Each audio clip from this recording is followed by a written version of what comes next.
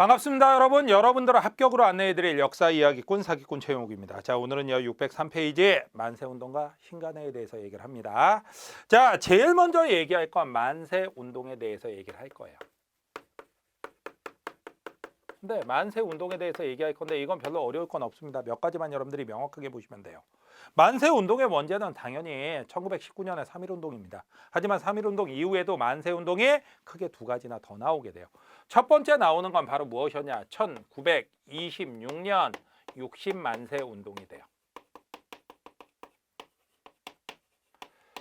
1926년 60만세 운동은 왜 일어났느냐? 다른 게 아니라 여러분들 1926년 6월 10일이 무슨 날인지 여러분들이 생각을 좀 해두면 됩니다. 바로 무엇이냐? 여러분들 다른 게 아니라 이날이 바로 순종의 인산일이에요. 인산일? 잠깐만, 인산일이란 단어는 분명 어디서 들었는데 고종의 인산일을 기회로 잡아서 준비됐던 운동이 3.1운동이라고 제가 말씀을 드렸죠. 바로 인산일은 다른 게 아닙니다. 왕이 돌아가셨습니다. 그리고 그 왕의 관이 나가는 날이 바로 인산일이에요. 고종이 죽고 나서 7년 뒤에 고종의 아들이었던 마지막 황제 순종이 죽게 됩니다. 그리고 그 관이 나가는 거죠. 그렇죠. 우리나라에서는 당연히 마지막 황제였던 순종이 돌아가셨다.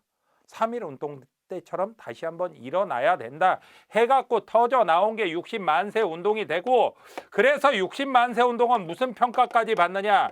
제2의 3.1운동이라는 평가까지 받아요. 그리고 여러분들 여기에 또 하나의 이유가 있었습니다. 다른 게 바로 뭐냐? 식민지 차별교육이었어요. 이것도 하나의 원인이 됩니다. 자, 여기는 분명히 한국 땅이에요. 근데 모든 교육은 일본인을 위해서 이루어지고 있었던 거. 그러다 보니까 학생들이 열받아서 봉기를 한 거죠. 자, 그런데 이거는 제일 먼저 누가 준비를 하느냐? 여러분들 첫 번째는 민족주의 계열이 준비를 합니다. 여기서 말하는 민족주의 계열이라면 어느 계열이 되냐면 천도교 계열이 돼요. 천도교, 동학에서 이름을 바꾼 게 바로 천도교 계열이죠. 그래갖고 파란색이 이렇게 움직였어요. 그 다음에 또 하나는 여러분들 사회주의 계열도 여기서 같이 움직입니다. 자, 그래갖고 빨간색도 움직이고 있었죠. 근데 여러분들 일본이 바보입니까? 딱 7년 전에 3.1운동 때 터져 나온 걸 일본도 당연히 기억하고 있겠죠. 그래서 솔직히 말하면 이 움직임은 발각이 됐습니다. 이건 사전에 발각이 됐어요. 그래갖고 이건 안 터지나 했어요. 하지만 여기에 또 하나의 세력이 있었죠. 바로 학생. 이 학생 조직으로 가장 유명한 것이 자, 조선 학생과학연구회라는 게 있어요. 이 학생들이 움직이고 있었죠. 아니, 왜 학생들은 공부나 해야지. 무슨 놈은 공부만 합니까? 바로 뭐가 됐냐? 이런 차별교육에 열받아 있었기 때문에 학생들이 봉기를 했고 이게 터져 나온 거예요. 그래서 여러분들이 여기서 민족주의 계열과 사회주의 계열이 연합한 거 맞습니까? 라고 물어보는 학생들이 있는데 어렵게 생각할 거 여러분들 하나도 없습니다. 이건 맞아요. 여러분한테 분명히 말씀을 드리겠습니다.